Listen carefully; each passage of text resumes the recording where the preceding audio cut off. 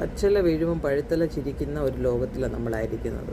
നമ്മളെ കണ്ടുകൊണ്ട് ആരെങ്കിലും ചിരിക്കുന്നുവെങ്കിൽ മിണ്ടാതിരിക്കുക. നമ്മളെ പ്രിസർവ് ചെയ്യുകയാണ് ദൈവം.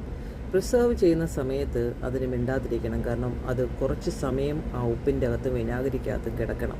അതൊരു പ്രോസസ്സിന് വേണ്ടിയിട്ടുള്ളതാണ്.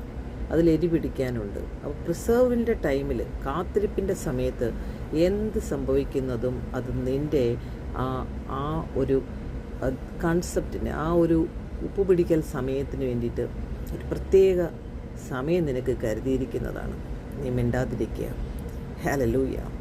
ഭാര്യയും ഹാമാൻ്റെ വീട്ടുകാരും എല്ലാവരും പറയും, അവനെ നീ ജയിക്കുകയില്ല എന്ന്. കാരണം നീ യഹൂദനായതുകൊണ്ട്.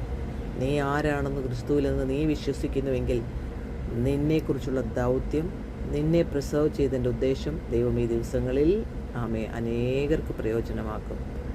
നിന്നെ വിട്ടു പോകുന്നവർ, കളിയാക്കുന്നവർ, പുച്ഛിക്കുന്നവർ, മനസ്സിലാക്കാത്തവരെല്ലാം, അതെല്ലാം പ്രിസർവിൻ്റെ ടൈമിൽ ട്രെയിനിങ് ആയിരുന്നു.